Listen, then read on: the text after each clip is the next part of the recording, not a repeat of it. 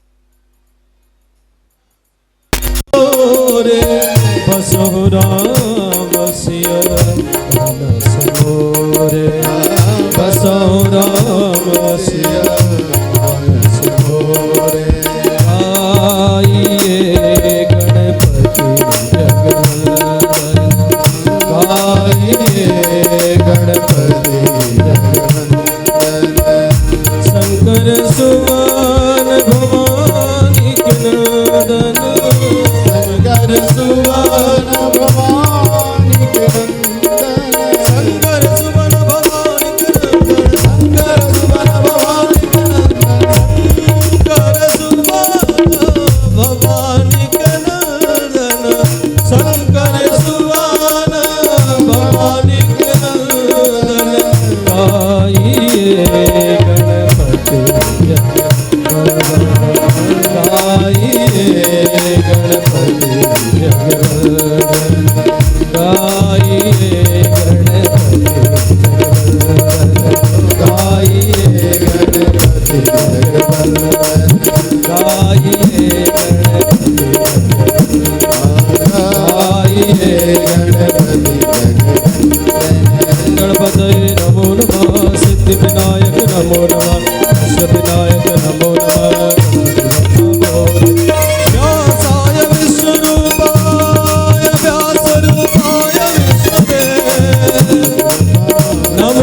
ब्रह्म विदय वासिष्ठाय नमो नमः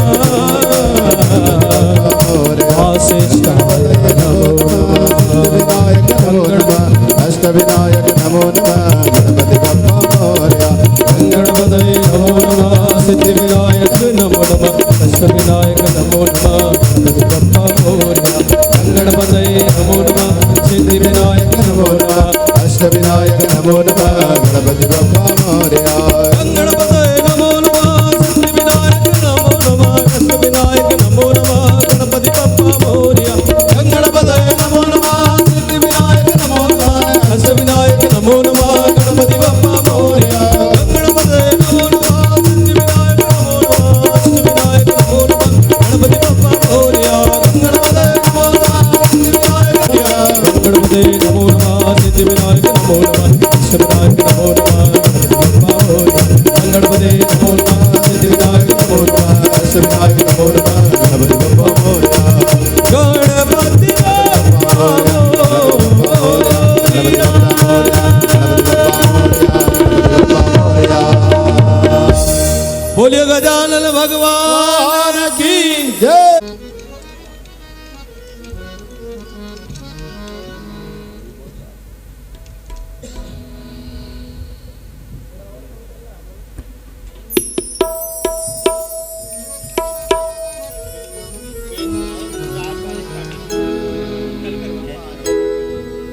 श्री गुरु चरण सरोज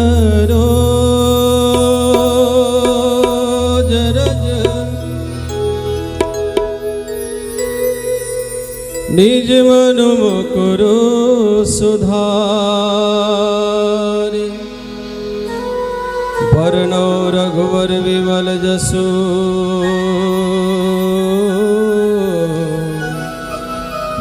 जोदायक फलचार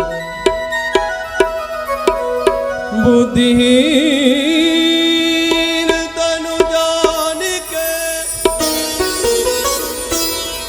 सुमिरो पवन कुमार बल बुद्धि विद्या देहु मोहि हरहु कलेश बेकार।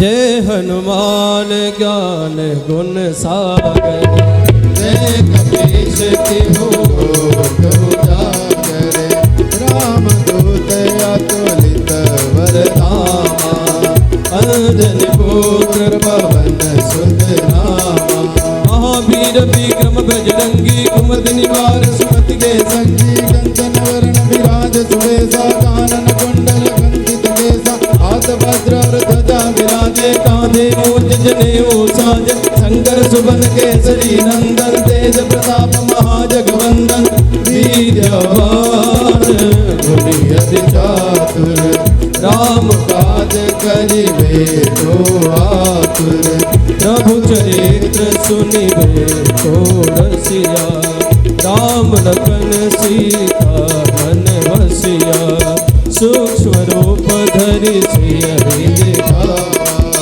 विकट रूप धरि लंक जरावा भीम रूप धरि असुर संहारे रामचंद्र के काज सवारे लाए जीवन लखन जियाए श्री रघुवीर हर सिर लाए रघुपति कीन्ही बहुत बड़ाई तुम मम प्रिय भरत समाए सास बदन तुम रोज सदावे अस गई श्रीपति कंठ लगावे सनकादिक ब्रह्मादि मुनीसा नारद सारद सहित ईसा जम कुबेर दिगपाल जहाँ से कवि कोविद कह सके कहाँ से तुम उपकार सुग्रीव कीना राम मिलाए राजपद देना तुमरो मंत्र विभीषण माना लंकेश्वर भय सब जग जाना।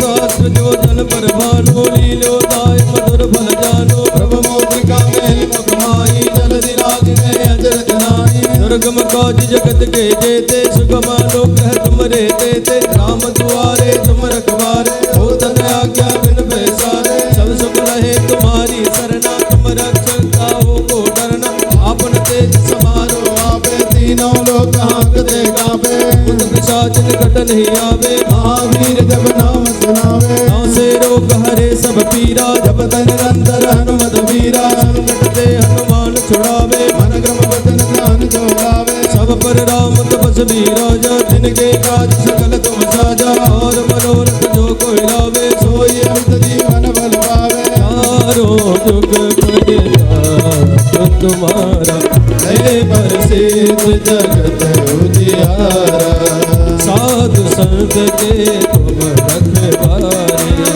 असुर निकंदन राम दुलारे।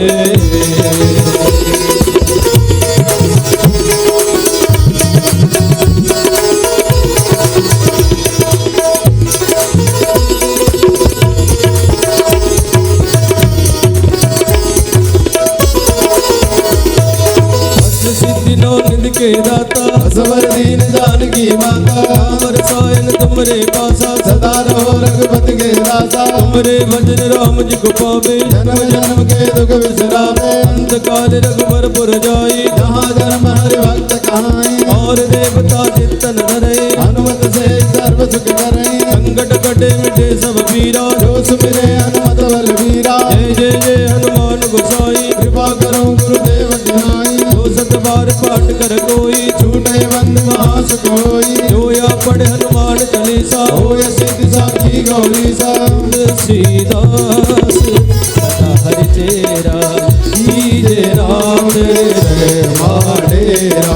पवन तनय संकट हरणो, मंगल मूर्ति रूप, राम लखन सीता सहित देव ससुर भूप सियावर रामचंद्र जी की जय। पवन सुत हनुमान जी की जय। रमापति महादेव जी की जय, रमापति रामचंद्र जी की जय।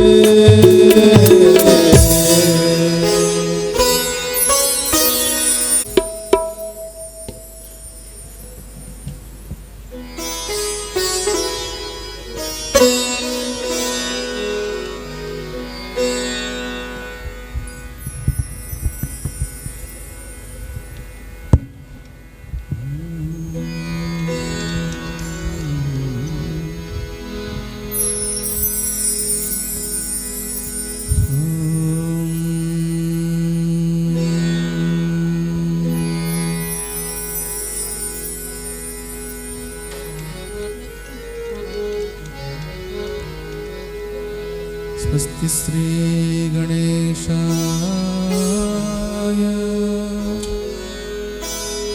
नमः।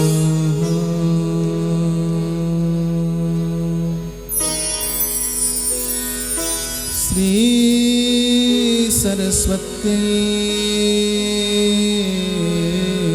नमः। श्री वेद पुरुषाय नमः।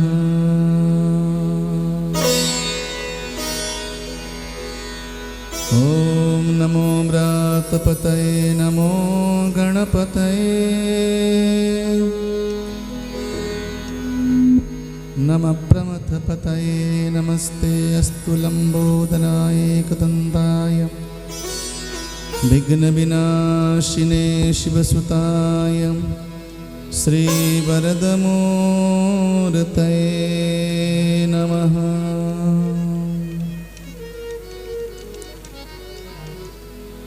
विघ्नेश्वराय वरदाय सुरप्रियाय लम्बोदराय सकलाय जगद्धिताय नागाननाय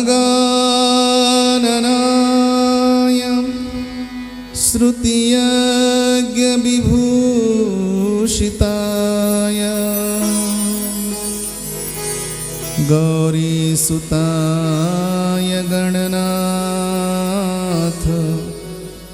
नमो नमस्ते। या कुन्देन्दुतुषारहारधवला या शुभ्रवस्त्रावृता या वीणावरदण्डमण्डितकरा या श्वेतपद्मासना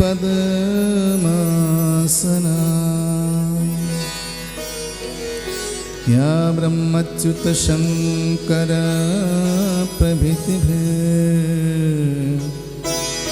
देवैः सदा वन्दिता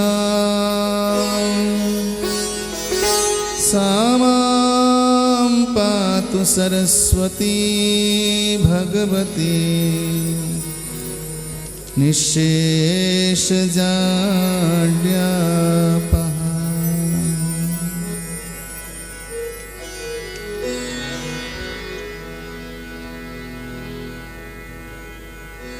ध्येयं सदा परिभवग्नमभीष्टदोहम् तीर्थास्पदं शिवविरञ्चिनुतं शरण्यं भृत्यार्थिहं प्रणतपाल भवाब्धिपूतं वन्दे महापुरुषते चरणारविन्दम्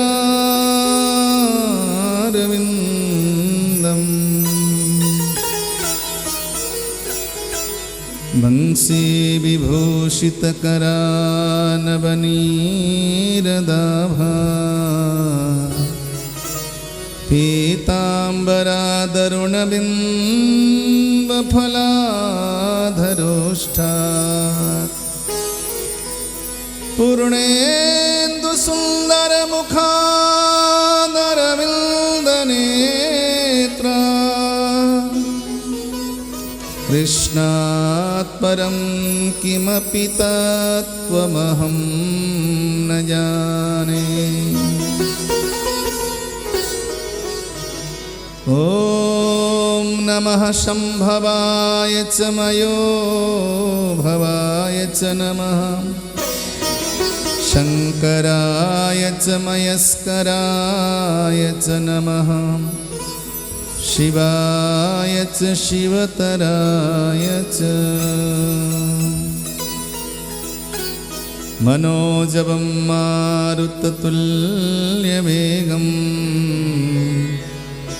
जितेन्द्रियं बुद्धिमतां वरिष्ठं वातात्मजं वानरयूथमुख्यं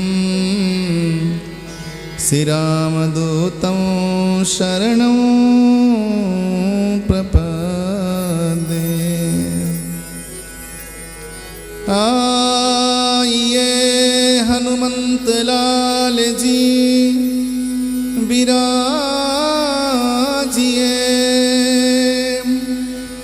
कथा कहूँ मैं निज मति अनुसार प्रेम सहित गादी धरूं।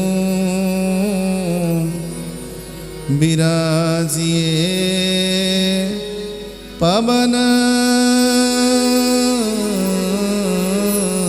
कुमार। मधुराष्टकम।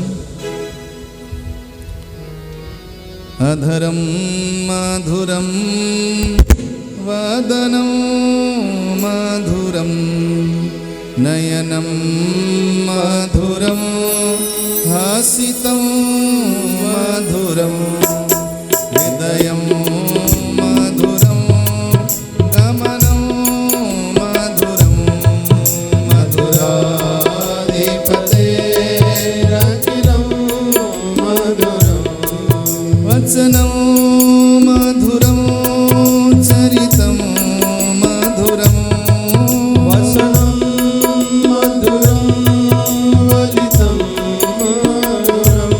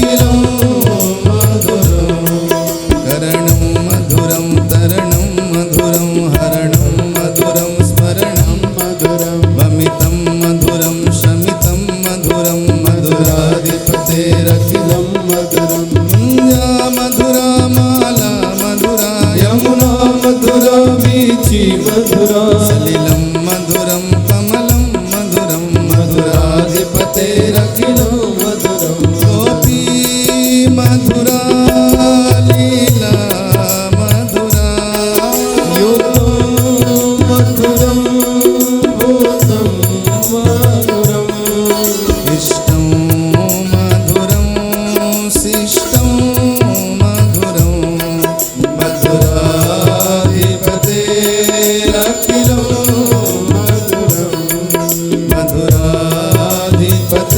मधुराधिपतेरखिलं मधुरं गोपा मधुरा नमो मधुरा यश्री मधुरा श्री मधुरा ललितं मधुरं फलितं मधुरं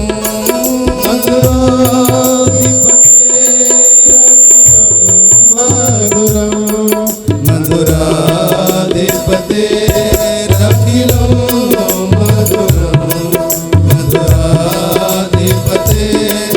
मधुराधिपतेरखिलं मधुरं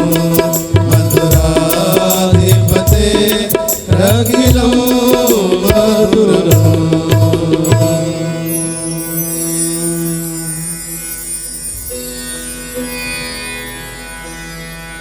हे गोपाल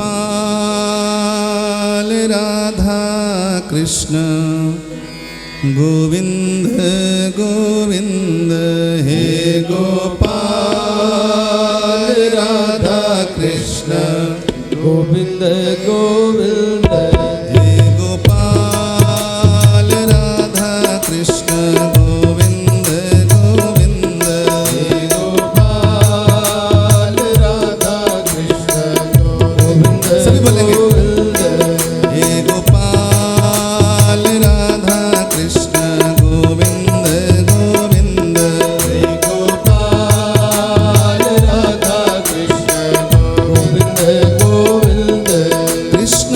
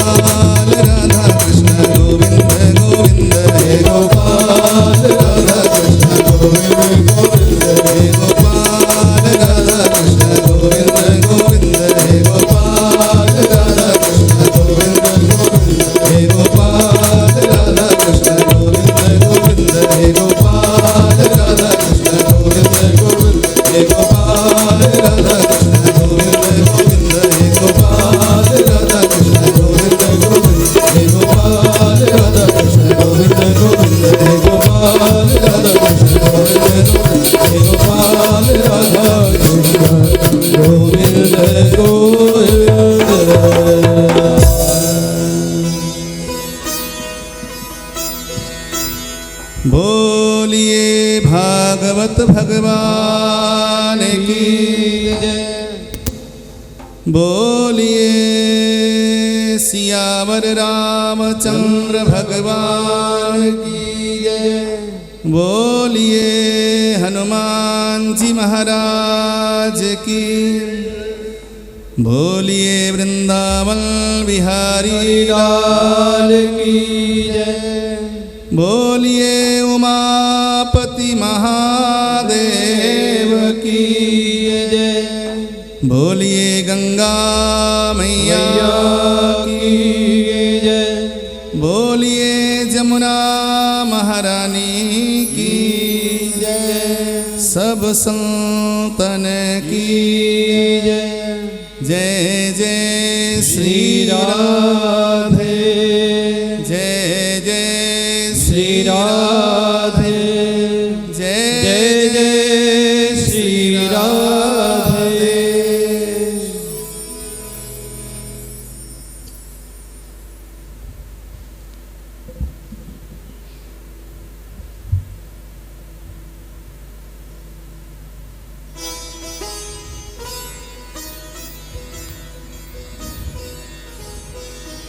परम प्रियतम प्रणतम पुरुषोत्तम परमेश्वर श्रीमद सच्चिदानंद घन पतित पावन दीनबंधु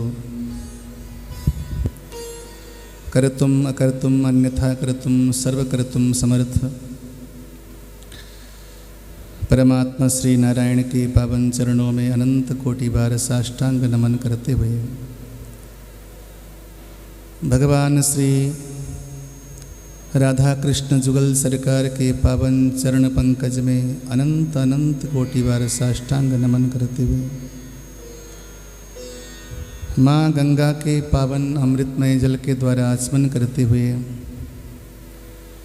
भगवान भूत भावन भोलेनाथ आशुतोष महादेव के पावन चरणों में नमन करते हुए तीर्थ की देवी माँ मनसा देवी के पावन चरणों में अनंत कोटि बार नमन करते हुए इस हरिद्वार पावन पवित्र तीर्थ में अवस्थित यहाँ के कण कण में विद्यमान भगवान के सद्रूप साकार स्वरूप को नमन करते हुए मंचस्थ विद्वान ब्राह्मण आचार्यों के हृदय में निवास करने वाली माँ शारदा को वंदन करते हुए और मेरे भगवान के पावन नाम संकीर्तन में सहयोगी मेरे सभी संकीर्तनकार बंधुओं के हृदय में निवास करने वाली माँ शारदा को वंदन करते हुए मित्तल परिवार के पारिवारिक जन बंधु बांधव भ्रातृ भगिनी कुटुंबी जन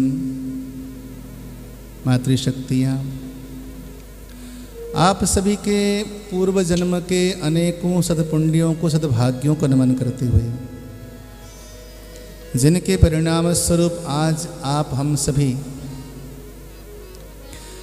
हरिद्वार के इस अति पवित्र पावन प्रांगण में सुखधाम भवन के इस दिव्य स्थान में विद्यमान हैं।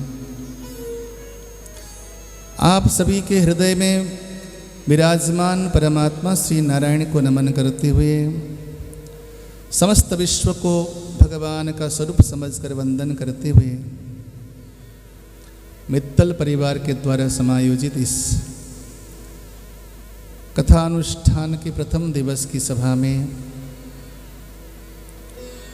सुखधाम भवन के इस पावन परिसर में मैं आप सभी जनों को हार्दिक अभिनंदन, हार्दिक स्वागत करता हूँ। सभी प्रेम से बोलेंगे जय श्री कृष्ण, जय श्री कृष्ण, जय श्री राधे। जय श्री राधे। भैया इसके बेस को कम कर दो, बेस को कम कर दो और थोड़ा सा इसको शार्प को थोड़ा सा बढ़ा दो, आवाज़ को शार्प कर दो।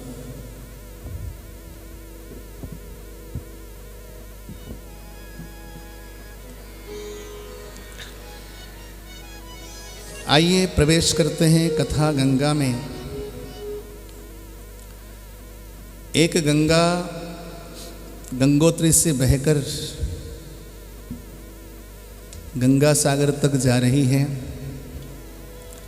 उसी गंगा के तट पे बैठकर हम सभी भगवान की कथा गंगा में अवगाहन करते हैं। ठीक है जी, बोलिए जय श्री कृष्ण, जय श्री कृष्ण।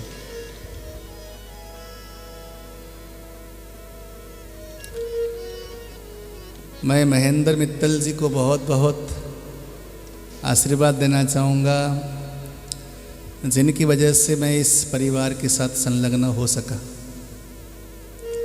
आपसे जुड़ने की जो प्रमुख कड़ी है हमारे महेंद्र जी हैं, मैं अतीव साधुवाद देना चाहूँगा आपको।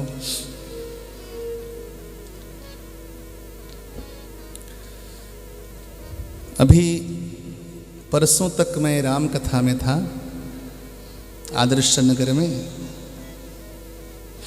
राम कथा नवाहा ज्ञान यज्ञ में था। उस राम कथा का आयोजन एक ऐसी माताजी ने कराया जिन माताजी को लाइजाज बीमारी है, उस बीमारी का कोई इलाज नहीं है,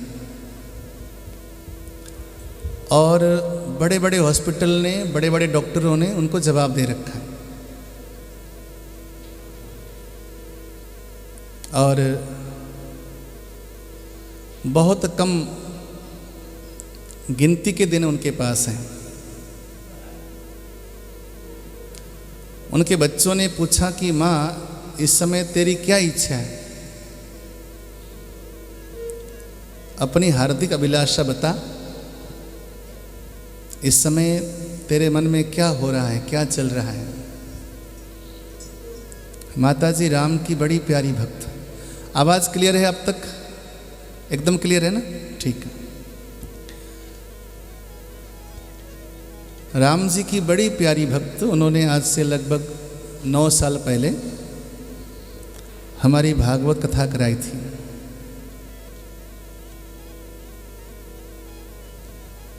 तो माताजी ने बच्चों से कहा कि मेरा मन हो रहा है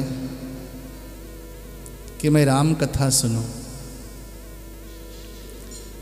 तो माताजी ऐसे ही 4 घंटे तक, 4.5 घंटे तक, कई बार तो 5 घंटे भी हो जाते थे।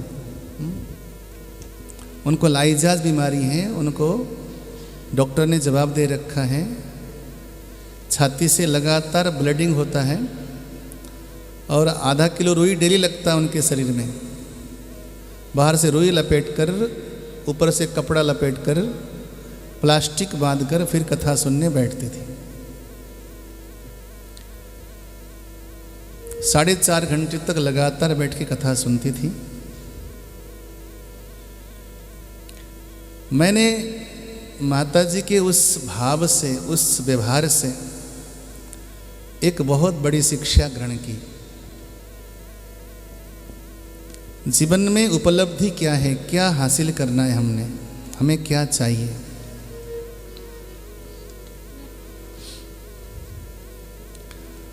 हमारी जो वास्तविक संपदा है, वास्तविक संपत्ति है, असली संपत्ति क्या है।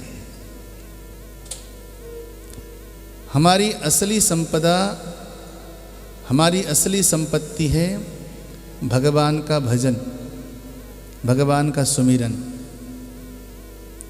बोलो जय श्री कृष्ण। जय श्री कृष्ण। माता जी ने कहा, महाराज जी अगर मुझे कुछ हो गया तो मेरे ही परिवार के लोग मेरा एक एक वस्त्र उतार देंगे, एक एक गहना उतार देंगे और मुझे खाली कर देंगे। मेरी दौलत जो ले सकते हैं सब लोग बांट लेंगे। ये माता जी के शब्द हैं जो उन्होंने कहा। मेरे पास 2 मकान हैं, दोनों मकान भी बच्चे ले लेंगे, बल्कि मैंने पहले से विल कर दिया, उनको लेंगे क्या, वो तो ले लेंगे। लेकिन अगर ये मेरे से नहीं ले सकते हैं तो एक चीज़ नहीं ले सकते हैं। बोले क्या? बोले 9 दिन तक बैठकर रेगुलर मैं भगवान का भजन करूंगी, कथा करूंगी, कथा सुनूंगी, खूब दान दूंगी, गरीबों को भोजन कराऊंगी, सबको खाना खिलाऊंगी। मरते मरते जो मैं पुण्य कमाऊंगी, ये पुण्य मेरे से कोई छीन के नहीं ले जा सकता। ये दौलत कोई दुनिया में कोई लेकर नहीं जा सकता। मैंने सोचा कि वास्तव में इससे बड़ी बुद्धिमत्ता क्या हो सकती है कि इंसान असली दौलत की कमाई करे, सच्ची दौलत कमाए, जो दौलत कभी कोई आपसे छीन ही नहीं सकता और हर जन्म जन्म में, हर युग में आपके साथ बना रहेगा। और यही दौलत ही इंसान को हर बार काम आएगा। पद्म पुराण में कितना सुंदर विवेचन है। धर्मोत्र माता पितरो नरस्य, धर्मस्सखा चात्र परे च लोके, त्राता च धर्मस्त्विह मोक्षदश्च,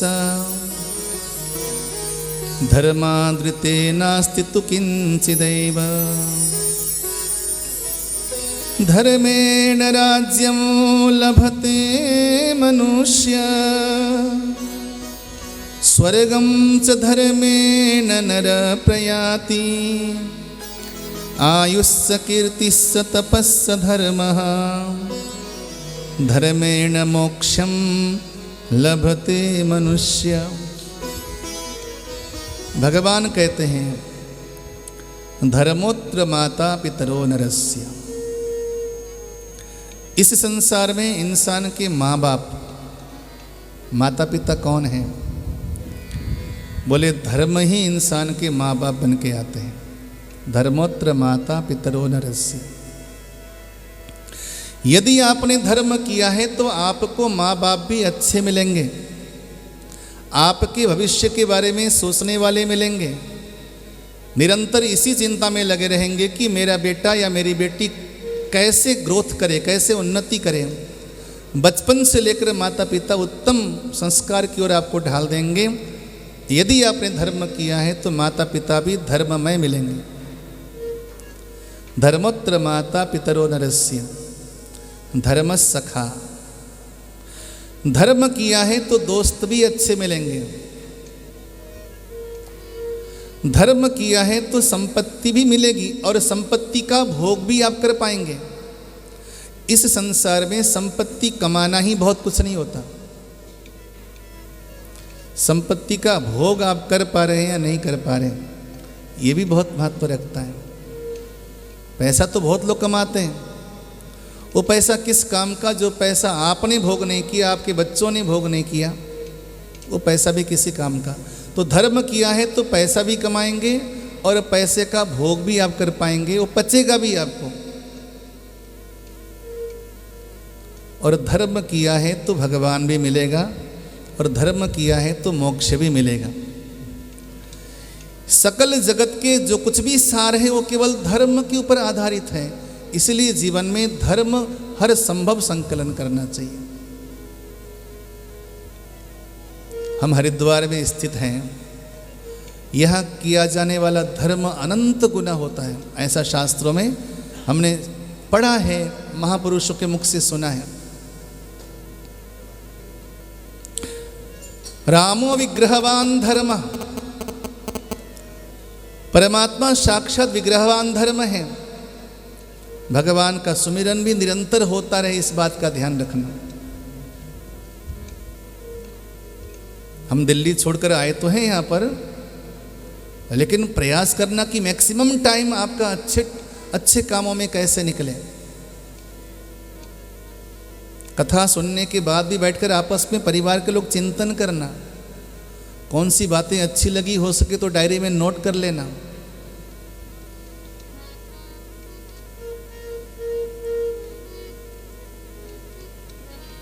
तो मैंने उन माता जी के व्यवहार से मुझे लगा कि ये सबसे बड़ी दौलत कमाने जा रही हैं भगवान की कृपा से। अच्छा, मैं हर दुख को भी भगवान की कृपा ही समझता हूँ। भगवान की कृपा से उनको समय मालूम हो गया। डॉक्टर ने कह दिया मैया मुश्किल से 2 महीना जी पाएगी। हिम्मत तो देखो उन माता जी की। बोली अब मैं प्रत्येक श्वास श्वास में भगवतमय बिताऊंगी। अब ये मेरे गुरुदेव की कृपा से ऐसा हुआ कि मुझे पहले से ये संकेत मिल गया जीवन के अंत का।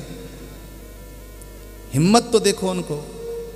शरीर में बहुत भारी पीड़ा होती है, आंखों से रोती हैं, आंसू की धारा बहाती है, लेकिन बैठती 4.5 घंटा बैठी रही।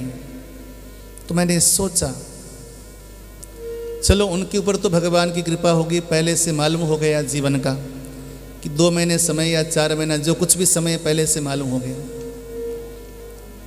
लेकिन हमारे जीवन का तो कोई पता ही नहीं है क्या पता कुछ? किसी के पास 2 महीना क्या 2 घंटे का भी कोई फिक्स समय पता है कि हम कितना जिएंगे? हमारे गुरुजी कहा करते थे जीवन के प्रत्येक श्वास को अंतिम श्वास समझो, क्योंकि जो श्वास बाहर निकले वो श्वास लौटकर आए ना आए ये किसी को खबर नहीं है। हमारे पीतमपुरा की घटना है। मैं विवाह में गया था, आज से 5-6 वर्ष पहले की बात है। नीचे बेटे की सेहराबंदी हो रही शादी के लिए, पार्क में, घर के बाहर पार्क था। बेटे की सेहराबंदी हो रही है, शादी के लिए घुड़चढ़ी हो रही है। पिता गया ऊपर नहाने के लिए कि नहाकर कपड़ा चेंज करके आता हूँ। बाथरूम के अंदर ही 10 मिनट के अंदर क्या हुआ कुछ नहीं पता। बाहर खुशियों के ढोल बज रहे हैं और घर के भीतर मातम छाया हुआ है। अब सोच सकते हैं जीवन का, जीवन के किसी भी समय की गारंटी नहीं है। मैंने यहां से कथा इसलिए शुरू की। श्रीमद् भागवत हमें मरने की कला सिखाती है। रामायण हमें जीवन जीने की कला सिखाती है, क्योंकि राम जी का संपूर्ण चरित्र जो है अनुकरणीय है। हर पल पल हर पग पग राम जी का चरित्र अनुपालनीय है। लेकिन भागवत जी हमें मृत्यु की कला सिखाते हैं। हमारे गुरु जी कहा करते थे उसको जीना नहीं आया जिसको मरना नहीं आया। जीवन जीने की कला मरने की कला है। जो इंसान अपने जीवन के प्रत्येक श्वास को अंतिम श्वास मानकर चलता है वो अपने जीवन में कुछ चमत्कार कर डालता है। जीवन के प्रत्येक श्वास को महत्वपूर्ण समझो और प्रत्येक श्वास को जियो। श्री कृष्ण ने जीवन की प्रत्येक घड़ी को जिया। थोड़ा सा चिंतन कीजिएगा। भगवान श्री कृष्ण का जन्म अपने ही सगे मामा के कारागार में हुआ, जेल में हुआ। जेल में पैदा होने वाला श्री कृष्ण को जेल में क्यों पैदा किया गया? बताया गया कि संसार एक प्रकार का जेल ही तो है। हम सभी जेल में हैं। ये अलग बात है कि हमारी हथकड़ियाँ, हमारी जंजीरें, हमारे वो सलाखें नज़र नहीं आती। हम सभी नाना प्रकार के बंधन में तो हैं। हम कैद में हैं, कुछ कर्तव्यों के कैद हो गए, कुछ जिम्मेदारियों के कैद हो गए, कुछ वचनों के जंजीरों में कैद हैं, कुछ मोह के बंधन में बंधे हुए हैं। हम सब कैदी हैं, हम कहाँ स्वतंत्र हैं। कैदी केवल वो नहीं होता जिसे जेल खाने में डाल दिया जाए, कैदी हम जैसे लोग भी होते हैं। जेल खाने में पैदा हुए श्री कृष्ण जन्म देने वाले माँ बाप को उसी समय छोड़ दिया, पैदा करने वाले माँ बाप को जेल में रहने दिया। गए तो कहाँ गए? नंदगांव में, गोकुल में गए। गोकुल में नंद यशोदा ने इतना प्यार दिया, इतना प्यार दिया कि जितना प्यार संसार में कोई दे नहीं सकता। लेकिन इतना प्यार देने वाले, वो पालने वाले माँ बाप को भी त्यागना पड़ा। जेल में पैदा हुए तो हंस रहे थे, पालने वाले माँ बाप को त्यागा तो भी हंस रहे थे। श्री कृष्ण के चेहरे में मुस्कान थी। जब वृंदावन छोड़कर मथुरा जा रहे थे, श्री कृष्ण की आंखों में आंसू नहीं थे, उनके चेहरे में मुस्कान थी। जब भगवान द्वारिका में पहुंचे, मथुरा में पहुंचे, मथुरा में 25 वर्ष की आयु जी भगवान श्री कृष्ण ने। विराट शासन सत्ता भगवान के पास थी, लेकिन उस मथुरा को भी त्यागना पड़ा, रातों रात भागना पड़ा। भगवान का नाम पड़ा रण छोड़।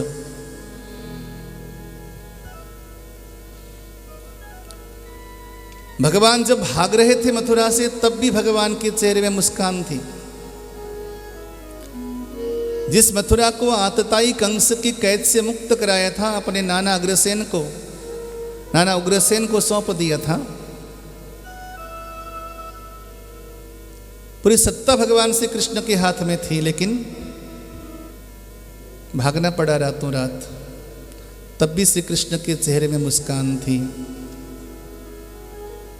भगवान जब द्वारिका में पहुंचे,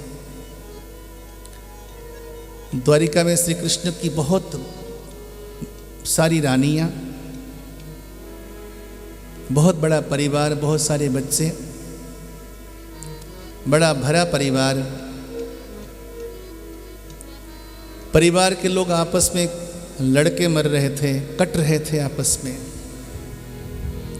एक परिवार के मूल सदस्य के लिए सबसे कठिन घड़ी होती है जब उनके बच्चे आपस में लड़ते हैं। बच्चों को लड़ते कटते मरते देखकर भी भगवान वहां से चुपके से निकल आए। प्रवास खंड में जाकर पीपल के वृक्ष की छांव में आराम से बैठे हैं, टांग पर टांग धर करके मंद मुस्कान है, कोई चिंता नहीं, कोई शोक नहीं। उद्धव जी उसी समय पहुंचते हैं और भगवान से कहते हैं कि तुम किस खेत की मूली हो, किस मिट्टी के बने हो, तुम बने किससे हो? तुम्हारा पूरा खानदान, तुम्हारे बच्चे, तुम्हारे उत्तराधिकारी सब आपस में कट मर रहे हैं और तुम्हें शोक नहीं, तुम्हें चिंता नहीं, तुम्हें अपनों की चिंता नहीं, अपनों का दुख नहीं। तो श्री कृष्ण ने बड़ी सुंदर बात कही, उद्धव मैं आनंद हूं, मैं विश्राम हूँ, मैं पूर्ण आनंद हूँ, मैं सुख स्वरूप हूँ, मैं चैतन्य हूँ, मैं आनंद घन हूँ, मैं सुख स्वरूप हूँ, मैं विश्राम हूँ। किस किस के लिए रोएंगे हम और किस किस के लिए हम चिंता करेंगे? संसार की बहुत सारी चीज़ें छूट गई हमारे हाथों से और बहुत सारी चीज़ें छूटेंगी आगे, लेकिन साथ में रहेगा क्या? हमारे कर्म, जो हमने कमाया, हमारी पूंजी, धर्म। सबसे बड़ी कमाई धर्म है। इस बात को गांठ बांध के रख लेना, क्योंकि हर बार काम आएगा। और कहीं काम आए ना आए, और कोई चीज़ काम आए ना आए, लेकिन ये काम आएगा, धर्म। भगवान बोले कि मेरे कर्म मेरे साथ हैं, मेरे धर्म मेरे साथ हैं। संसार तो छूटेगा ही छूटेगा, संसार में हर चीज छूटने के लिए है। तभी मैंने कहा कि भागवत हमें मृत्यु सिखाती है। मृत्यु यानी कि छूटना, न केवल छूटना बल्कि छोड़ देना। हर वस्तु की मृत्यु है, हर पल की मृत्यु है। महापुरुष कहते हैं कि श्वास का भीतर जाना जीवन है और श्वास का बाहर निकलना मृत्यु है। सारा जीवन मृत्युमय है, अर्थात छूट जाना। प्रवेश करते हैं भागवत में। बोले भागवत क्या है? भगवता प्रोक्तम इति भागवतम, जिसको स्वयं भगवान ने कहा उसका नाम भागवत है। इसमें भगवान की महिमा है, भगवान की कथा है। थोड़ा सा ध्यान दीजिएगा, कथा में और कहानियों में फर्क है। कहानियाँ किंवदंती हो सकती हैं, कहानियाँ बनावटी हो सकती हैं, कहानियाँ बना करके बोला गया हो सकता है, लेकिन कथा यथार्थ को कहते हैं। कथा स्वयं भगवान का है, भगवान का रूप है, भगवत स्वरूप है। कथा से मंगल होता है। जब जब भी जीवन में भगवान की कथा प्रवेश करती है, ये समझ लेना कि मंगल होने वाला है।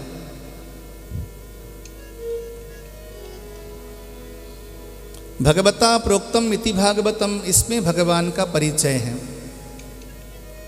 भागवत का अर्थात जिसमें भगवान का परिचय निहित है, निश्चित है,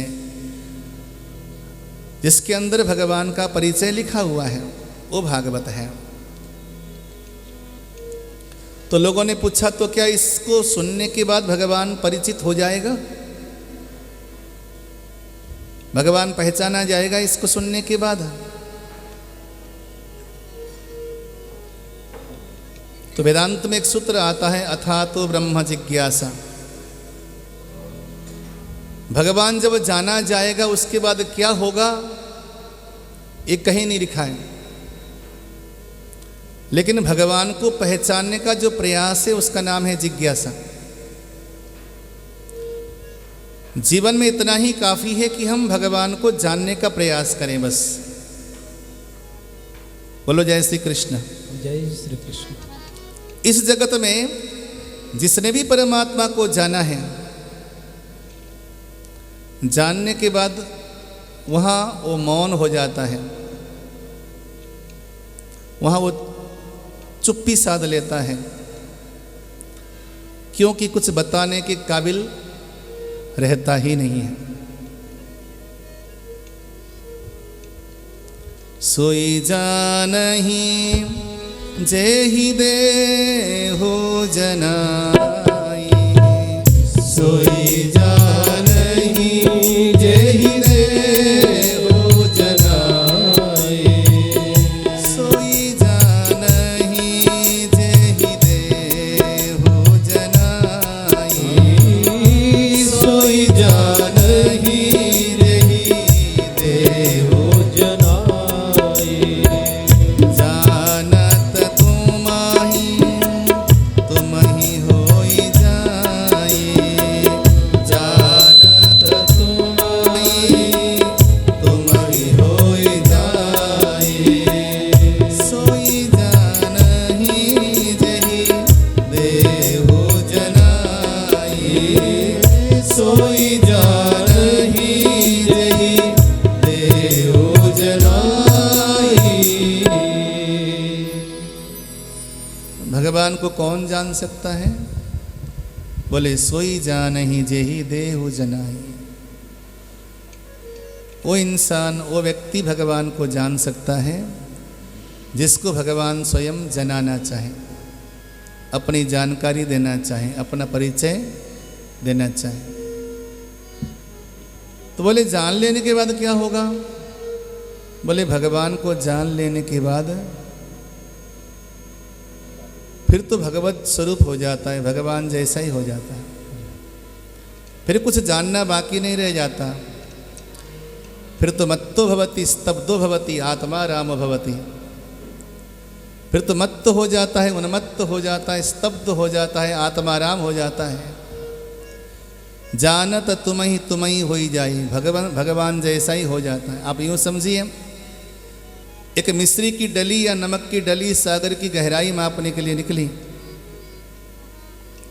तो कहाँ गई? सागर के भीतर ही समा गई। वही व्यवहार है। तो इस सारा जगत का जो ज्ञान है, ज्ञान केवल और केवल जानने का प्रयास, यानी कि जिज्ञासा।